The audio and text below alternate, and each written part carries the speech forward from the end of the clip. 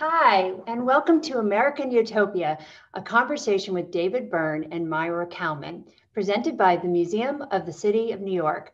I'm Whitney Donhauser, the museum's Ronay Menschel Director and President. We are honored to be joined by David Byrne and Maira Kalman, two longtime New Yorkers who both contributed to the vibrancy of this city. We are particularly pleased about tonight's program, not only because Myra and David are both talented, creative members of New York's arts and culture scene, but also because later this spring, the museum will be exploring the music scene of the 1980s in our New York New Sound exhibition, where the Talking Heads will be included. But for tonight, Myra and David will be joined by the veteran journalist Alison Stewart of WNYC shortly to talk about their long and varied careers and also reflect a little bit on current moments here in the city. I'd like to give a big shout out and thank you to Maria Coleman, Senior Director of Publicity for Bloomsbury Press, for making this program possible. I'm sure that many of you are familiar with David and Myra's work already, but most recently, they've collaborated on a book adaptation of David's award-winning Broadway show, American Utopia, which recently premiered as an HBO special directed by Spike Lee. So those of you who don't already own the book, we invite you to support the museum by purchasing it tonight through our shop. So you can click through in the link in the chat in order to purchase it, and we're also offering a 15% discount. But before we get started, just a few notes about logistics. We will be taking questions from the audience throughout the whole program via the question function. We are not going to be using the hand raising function. And of course, we'll try to get as many of your questions in as possible. So we'll do what we can do. Now I'd like to introduce our speakers. David Byrne was born in Scotland in 1952, and he's now an artist, writer, and musician who since 1974 has lived in New York City. He has a daughter and a grandson. Maira Kalman was born in Tel Aviv in 1949, and she's now an artist, writer, and designer who since 1954 has lived in New York City. She has a daughter, a son, and two grandchildren. Alison Stewart is the host of All of It with Alison Stewart on WNYC. She's also the host of the monthly book club, Get Lit with All of It, which is a partnership with New York Public Library. So now, thank you again for joining us, and I'll turn it over to Alison. Thanks.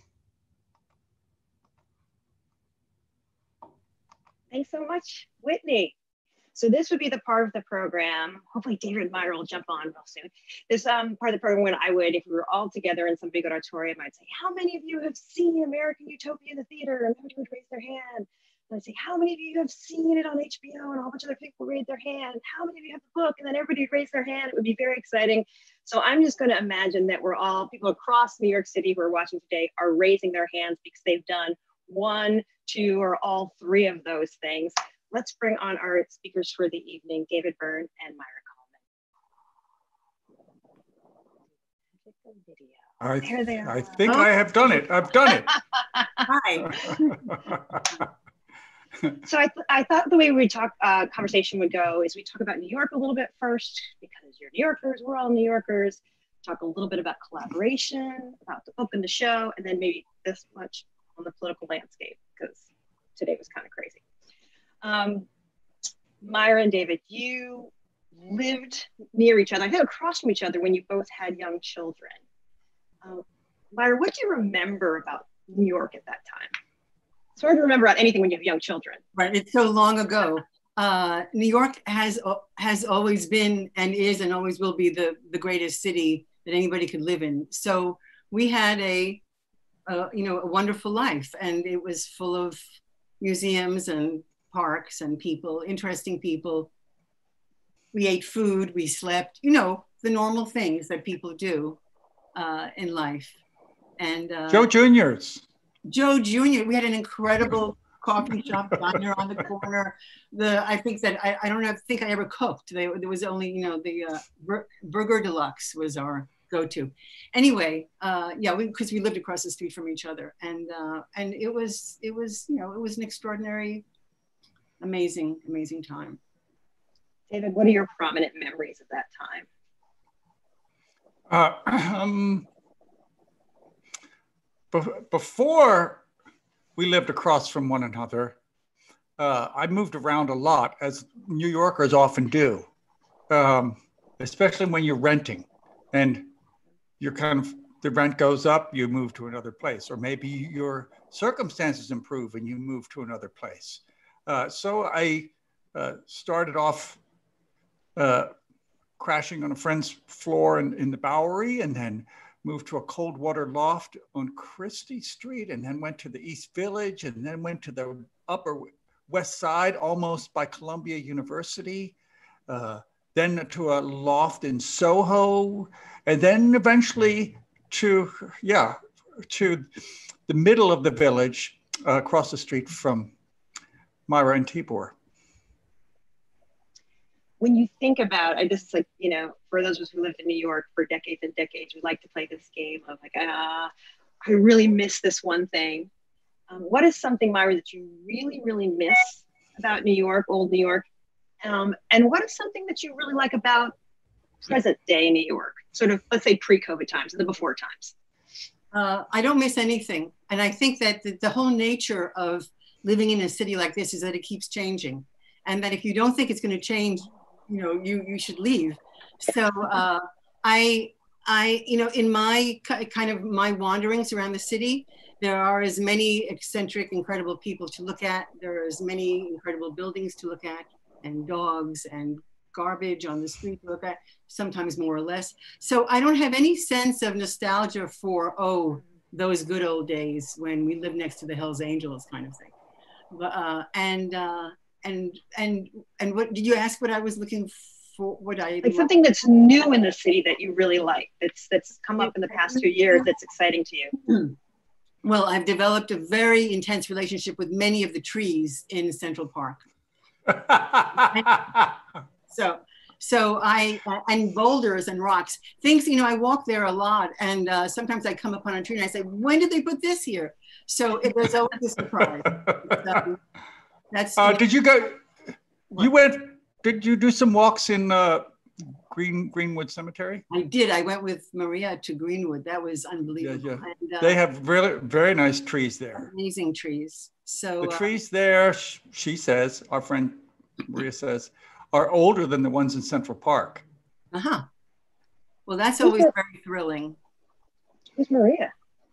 Popova. She's a writer, and she has a site called Brain Pickings, and writes about books, and wonderfully and beautifully. So yeah. So we know. David, what's a piece of work that you've created that you think you could have only made while you're in New York? Or that New York is really important to it? I'm in my office. I'm looking around. There's nothing on the wall. There's nothing there. There's nothing here. Don't look around. Nothing here. Don't look around. There's nothing here. You're in a complete void. It's the best way to create, but we know. So speaking of the New York landscape. Some years ago, I connected with the Department of Transportation, and I said I would love to do some bike racks. We need more bike racks. People lock up, and the city didn't have really money for them at the time, but an art gallery helped me out, and so there was that. And then they connected me to a fabrication place, a place where they have welding and grinding and doing all those kinds of things. That was in, it's a neighborhood very close to Red Hook, right by the highway there. And it felt very New York, all these different things coming together. Going from little drawings that I had to Department of Transportation to a metal shop in Brooklyn. And it could have happened somewhere else, but it felt like a very New York experience. I wanted to ask you about bike riding, because at the end of American Utopia, the show ends and everybody's excited. And then there's this great footage of you on the bike and your cast members all riding through the streets of New York. What do you like about riding your bike through New York? At first, I liked it because it seemed very efficient.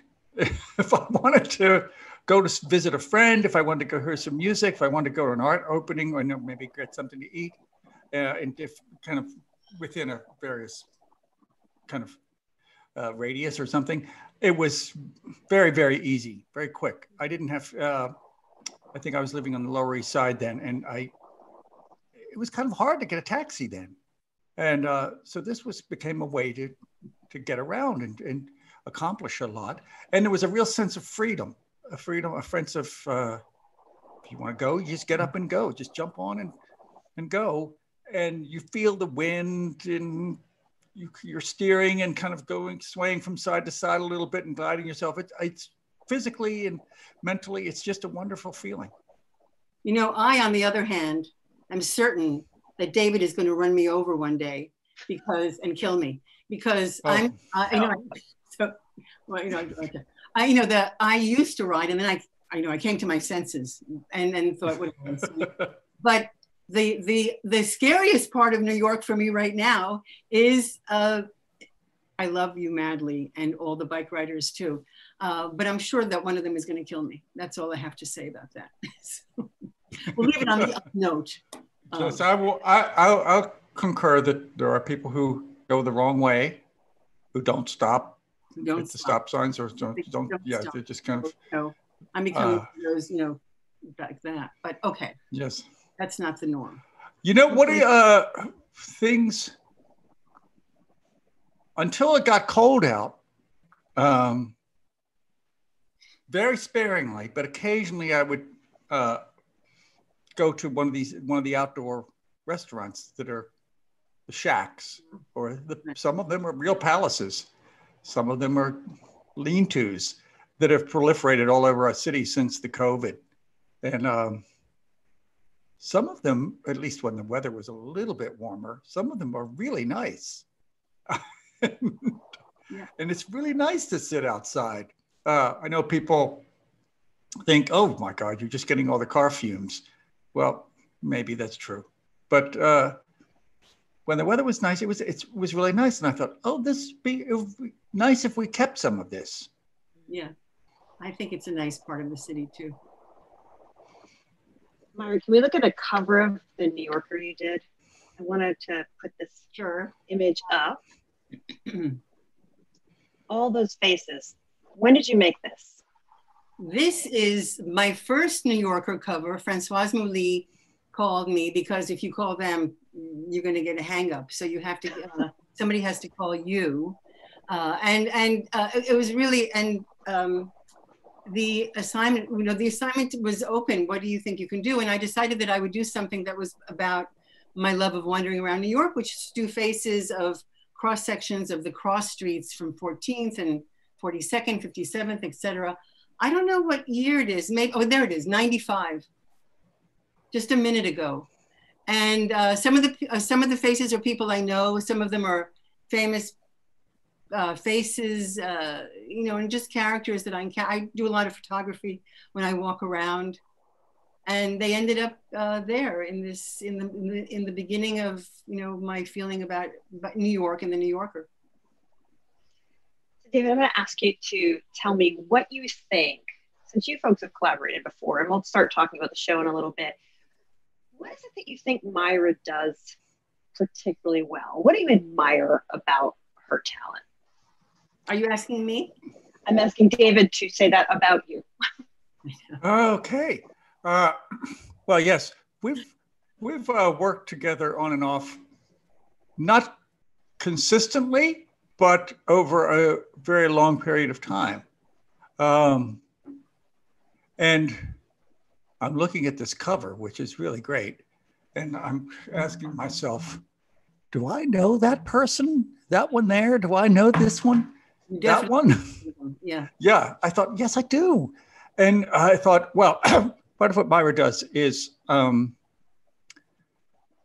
you catch the humanity of these people and how much you kind of love looking at them and what they are and what how they're expressing themselves, the way they look and present themselves, and how wonderful that is. And that kind of sense comes across in these paintings. And the viewer, I think, it gets transmitted to the viewer so that they feel a little bit of that at the same time. That's nice. Myra, what is something about David's talent that you really admire? Oh my God. Well, you know, you haven't had my chicken mole, so that's the big talent, right? That's the you know, that's what you're really good at.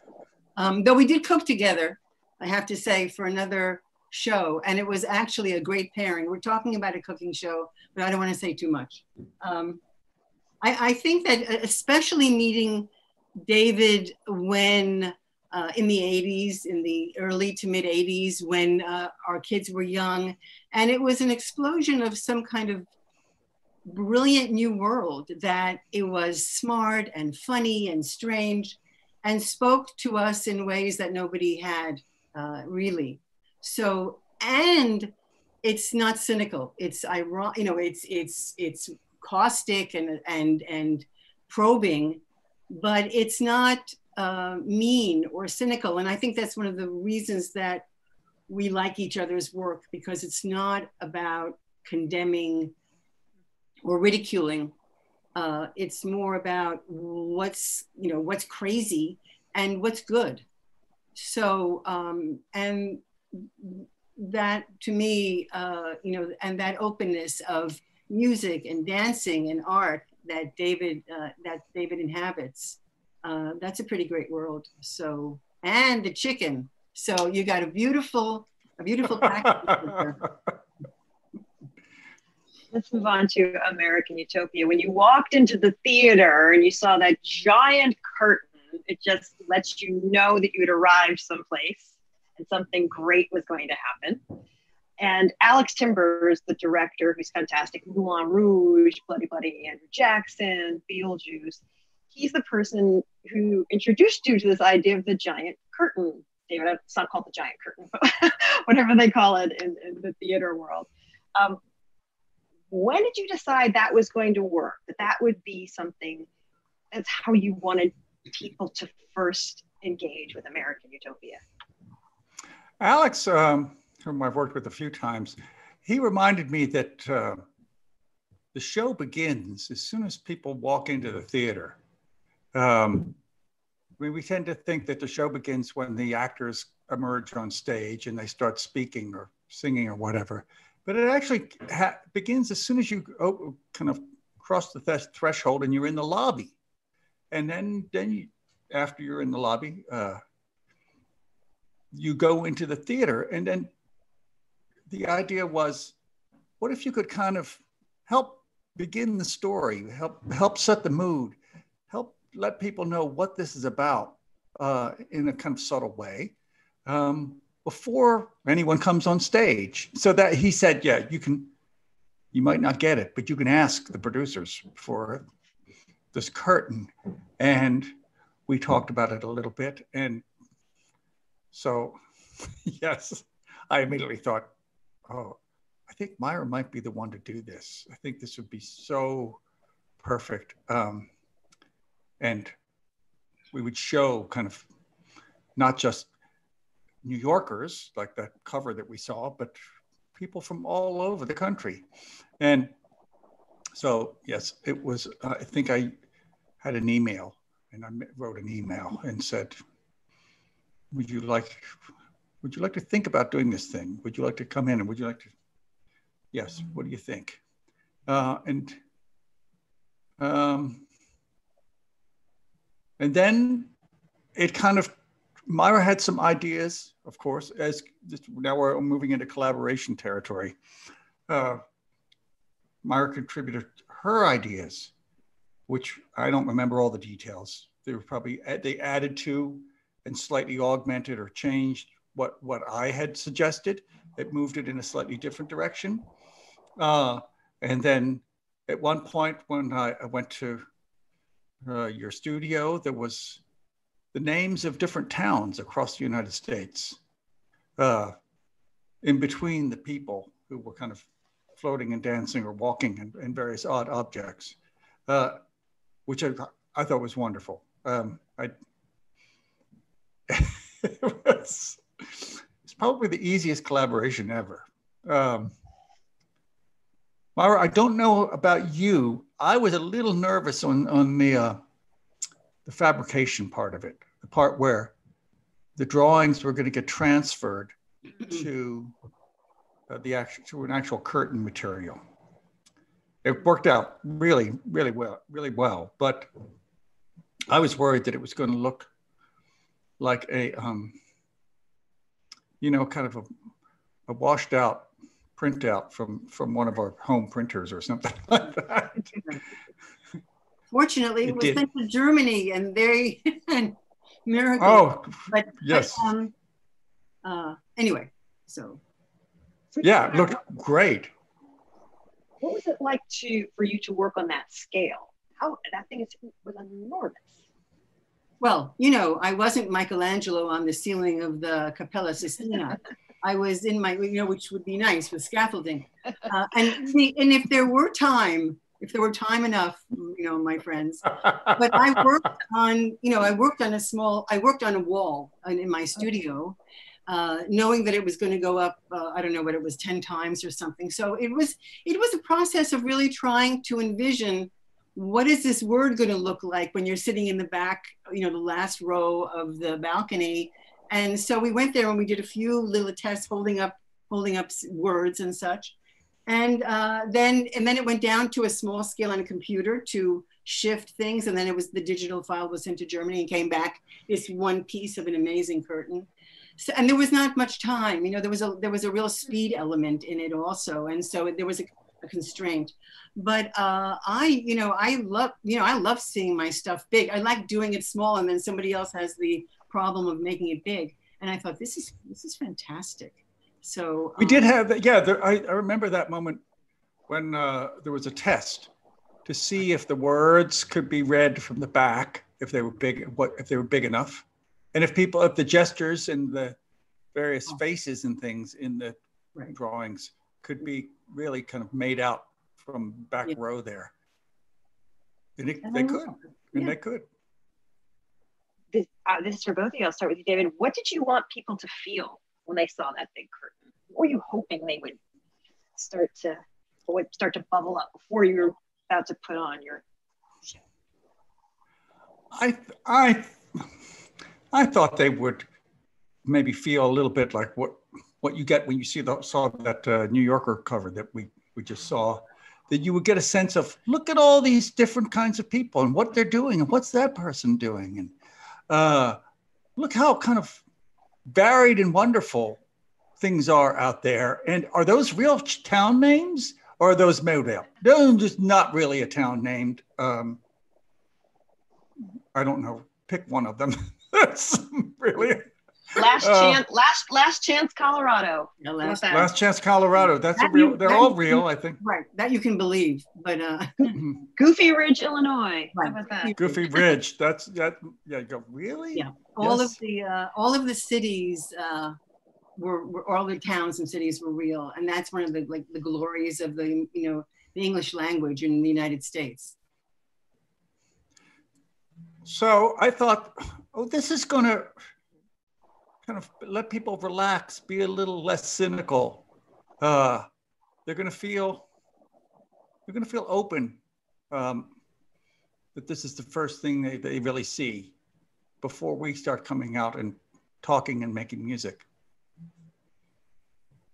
I think is one of us, sort of. Yeah, it is. Yes. Let's scroll through some more pictures, and then Myra, if you want to jump in and sure. Tell us anything about the special that we should be paying attention to. How about this one? Don't pay attention to anything. That's my instruction to you. That's actually one of the feelings that when anything that I do that I'm really happy about, which hopefully is most things, is that it's very open-ended, and there's a sense of wonder, curiosity, a sense of humor. And as David says, what's that person doing? And are they dancing? Are they happy? Are they sad? And it's a range of human emotion that you really are part of. You're part of being, as we know these weeks, you're part of being bereft, and you're part of being hopeful. Sometimes you don't know how to handle all those conflicting emotions. So just the wonder of all the things that are around you and the music of it all, the way that we dance through the day is really important to me. And I mean, that's why I'm always thinking about how David's dancing, and the choreographer, Annie B. Parsons, was just, the collaboration that she has with David is extraordinary. So, you know, I would hope that people feel, you know, feel a sense of, okay, it's not so bad. I was going to ask about movement. I was so glad you brought that up, because I wondered for you as an illustrator, how do you create movement, dance? How do you get us to understand dance and drawing? Well, in this particular case, I was looking at videos and photographs of the dancers and doing that. And also all you have to do is go outside and take a walk, and you can start, you know, drawing how people are moving. And I also have a big library of, you know, of other people who are dancing. And, you know, but every movement that everybody makes is a dance. And so it's, sometimes I walk behind people and I try to walk like they're walking in a kind of choreography of, oh, I can do this with you. And it's not, you know, I think I'm getting better as an artist as I get older, though it's a conversation. But you know, it's interesting to feel that connection. It really it comes from that. And I like I also like tables and chairs a lot, and I like funnels. And so all of the artifacts, and David also has this connection to the artifacts of our life and the detritus, and, you know, crazy about chairs and things like that. So, you know, you just draw what you see. You say you like funnels? I love funnels, yeah. Who doesn't love a good funnel? I have a funnel collection, of course. Who doesn't? Fun and funnels, right? Yeah. Let me read the first, in the very first passage we come to in the book, American Utopia. Despite all that has happened, despite all that is happening, I think there is still possibility. We are still a work in progress. We're not fixed. Our brains can change. Who we are, thankfully, extends beyond ourselves to the connections between all of us. It feels like if I read that a year ago, it would mean one thing, and it feels like it means something else tonight. Right. David, how have you thought about connections differently in the past year? Oh, in the past year? Oh my goodness. I've done my best to stay connected with some friends and musicians. We'd go for bike rides or walks, this kind of thing. But now that it's cold, it's a little harder. But yes, there are days where it's endless Zooms, and which, yes, oddly you would think, why? But it's incredibly exhausting, and you don't really feel the same energy from the people on a Zoom call. I mean, we all try, and we try and connect and listen to everybody and contribute and participate, but it is hard. It's some people, I think, have done a lot of things during this year. I've heard there are people who are, you know, other musicians who have made record albums and put them out and all this kind of thing. And to me, it almost feels like everything got put on pause, although I actually did do a lot of stuff myself. But it feels oddly like we're just floating and until we can kind of touch down again. How about for you, Myra? How have you thought about connection differently? You know, floating, it really, on the time stopped and the world stopping is something so extraordinary that, you know, it's going to take a while to process. But I did a lot of clinging. That was my kind of go-to. And I would just say the people who I really care about, I'm going to cling to you for all I'm worth. And one of the collaborations on this project was with my son, Alex Kalman, who was the designer and editor. And I probably overclung, but that sense of looking at the people who you care about and saying, I'm so there for you, that don't have any doubts. You're not alone, as David says, you're not alone. And we're going to do this together.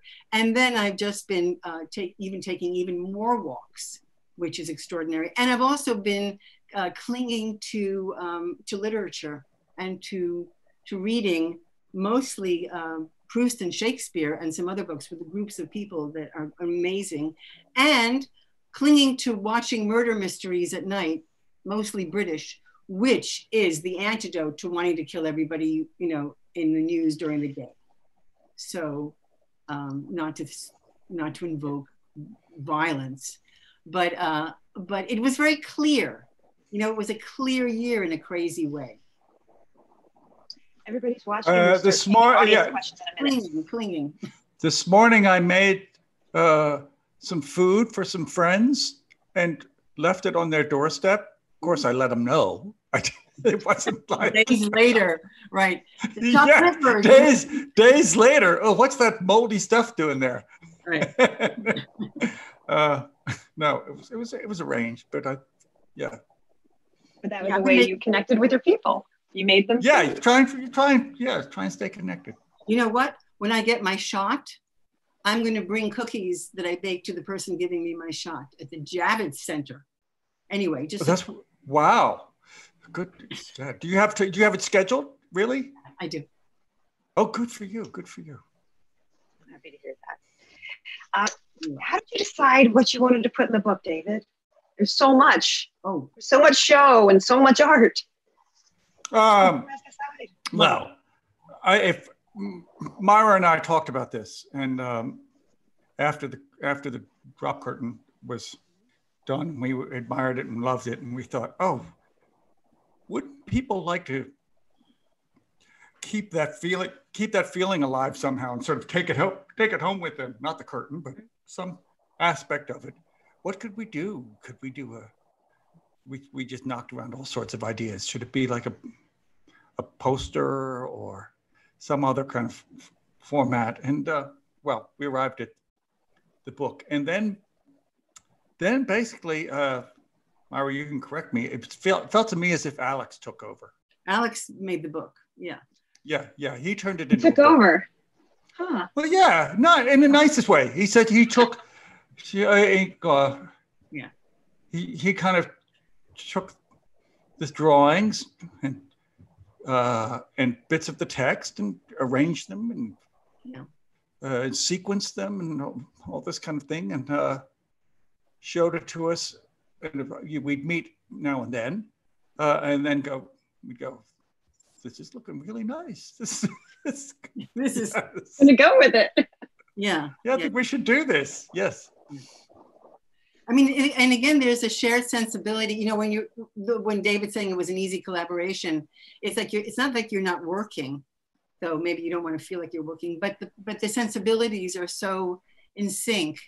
And with the three of us, with Alex, David, and with me, that it really feels like some kind of dream. So, do you remember when we brought in our collections of notebooks and odd little books together? Yeah. Not only funnels do we have, but we have massive collections of old notebooks. And we were looking at those together. That was really fun. I love looking at the things that you collect because they have a meaning and they have a use, which I like. It's not just for the sake of having them in the closet. We both have collections of these kinds of things. And we brought them in. I think we were maybe backstage in my dressing room at one point. Right. And that's not what you usually do backstage in a dressing room. No, but this is nice. Come and let's examine our notebooks. Exactly. But there was such a good way to go. What should it feel? What should the book feel like? What size should it be? What material should it be? Look on this one. Do we like the material of this one? How about the color of this one? And So it's a way of talking about that kind of stuff. Yeah, it's great fun. I was to say, it sounds like it was actually fun. Oh, much fun. Yeah. Yeah, to make a book. I mean, to make a book is one of the greatest things that you could possibly do, besides making music.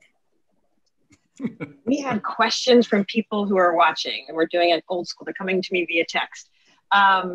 These are the top questions. How were the town cities chosen for the artwork? For those of you who look at the book, who get the book, you'll see that there are a good number. At first, I had a few hundred. I thought that the names were so amazing. I just went through. I looked at things called maps. I talked to people. I looked at sites of curious names of towns in the country.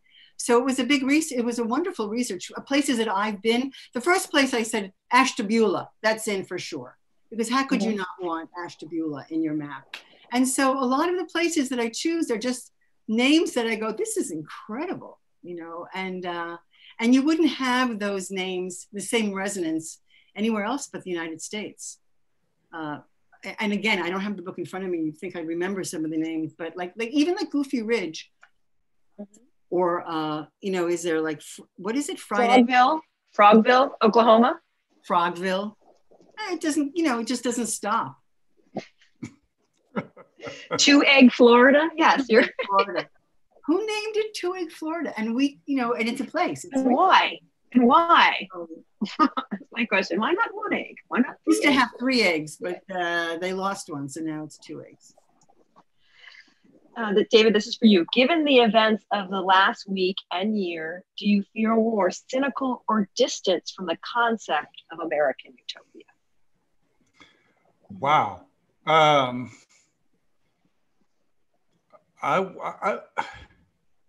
The show is I think very hopeful.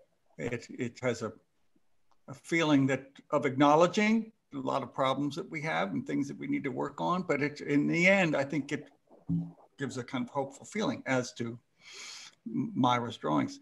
And right now, I feel like we're in this kind of floating transition period where all kinds of craziness is happening. And I think probably I'm not alone in feeling that my feelings haven't settled.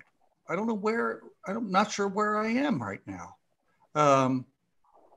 I have a feeling that we hope to bring the show back in the fall, and that I talked to some of my collaborators and said, I think going to need to acknowledge what we've all been through. I can't just pretend like, oh, you know, we just took a little hiatus.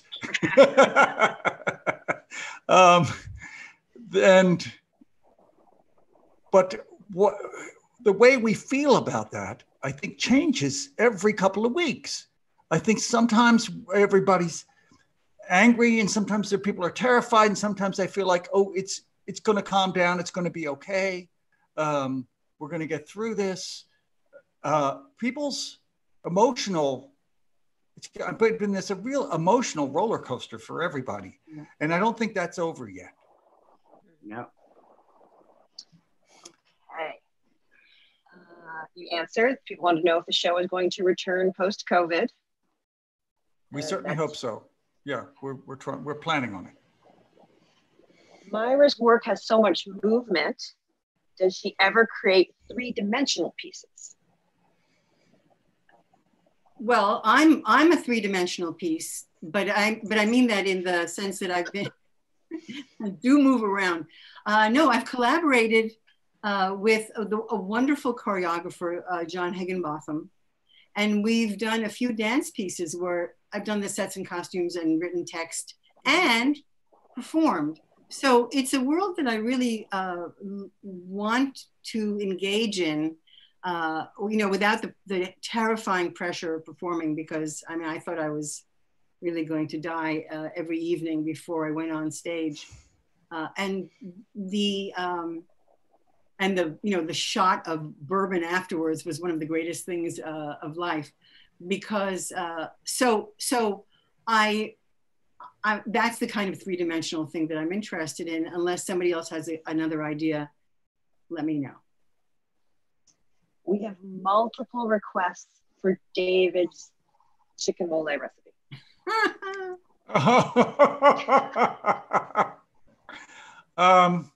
Well, I hope it's not too much of a disappointment. I don't make it all from scratch. It's because mole, like some other dishes, it can take a whole day to get all the ingredients together. But I usually go to like a bodega in Bushwick or someplace, or somewhere in Queens, or there's one up on 49th Street and 10th Avenue, where they have homemade kind of mole. It's like in just a little Tupperware container, and they just sell it to you. I can use that as the beginning, and then I can add more. Sorry, I'm really getting into this. More Mexican chocolate, a little bit more chili, a little bit of lime, maybe a little bit of ground pumpkin seeds. Some other odds and ends, like kind of amplify it. What's already there, and that's kind of it. There you go. What does David see for the future of Broadway and/or concerts after COVID? Holy Moses. I don't know yet. I think there's a great need for people love being together. They love that physical proximity. See, whether it's a musical show or theater or whatever. And so people are craving that, but they're also right now kind of terrified of it. At least some people are. Some people are just like, oh, the hell with it. But for a lot of us, there's a little bit of trepidation. And I think it'll come back. I think a law was just passed here called Save Our Stages that helps provide funding for theaters and things and theater companies. So that's good. We need more of that for music clubs and art galleries and all sorts of things. But the thing is, how will they survive until they can come back? That's the question. I think we have time for just a couple more questions. So I'll sneak one in, and then we have a great last question from some of our viewers. My sneaking one question is about the political landscape, because it's Wednesday. 7 days ago Wednesday, with the insurrection of the Capitol. 7 days from now will be the inauguration. Today, we had the impeachment of President Trump, the only president to be impeached twice. It's kind of an amazing series of Wednesdays. Yes, think about it. To be impeached twice. He might be proud of that. Yes, I think so. I think so. I mean, I think that's the scary. There's a wonderful movie, The Death of Stalin, and by Armando Iannucci. I don't know if those of you who have seen it, and it's about Stalin's insanity and the people around him. And there's an incredible line. One of the guys, and there's all this stuff going on, and one of the guys says, "I've had nightmares that make more sense than this." And that's exactly how I feel every single day. And so that assault on reason and on, and on goodness and on all of the things that you think you want to live by are attacked every day by what's been going on. And at the same time, dictators get deposed and tyrants get removed, and the world continues. So as David said, 1 minute you're terrified, 1 minute you're exhausted. The resolve to do good things and the resolve to do good work and to love the people that you love. I mean, that strengthens all the important things around. So, wow, it's just, it's extraordinary in every way. And important to turn your head away from it and to sing and to dance and to take walks and to ride your bike and do all the things and read books to affirm, you know, it forces you to affirm the really important things. Otherwise you'd go mad. How are you feeling about being on this Wednesday, the Wednesday a week from the insurrection, a week from the inauguration of Joe Biden? David? Well, yes, it is. It is. Yeah, it is kind of beyond belief, everything that's happening. Myra has been, I guess, watching, did you say British? Murder mysteries. Murder mysteries. And I've been watching documentaries about dictators. And now, and Okay. Well, and to echo a little bit of what Myra was saying, the good news is they're all gone. All the ones that I've watched documentaries on, they're all gone. Some of them did an incredible amount of damage, but eventually, even those kind of monsters get deposed, and we hope that we get a fresh start. Our last question takes us back to the beginning of our conversation. Where is your favorite place in New York? One of our viewers wants to know. Besides my bed, after that, I don't really know what to say. No, if I leave my bed, my favorite place in New York, I think, is Central Park, connected to the Metropolitan Museum of Art. Those two things together, I'm set for life. Great joy. And David? I went to some places in New York that I hadn't been to before this year. I went for a bike ride a number of times, sometimes with friends, over to Long Island City, over to Sunset Park. Long Island City has been completely rebuilt, the parts of it, and it's kind of, the parks were filled with people, and it was really nice. I went to Staten Island a couple of times, which is a borough that some of us don't get to maybe as often as we could. It's only a ferry trip away, and they have a lovely, lovely beach. And this was around Thanksgiving. There's hundreds of wild turkeys in Staten Island roaming the streets, and they're big. They're really big. Yeah, so there's lots and lots to explore in this city.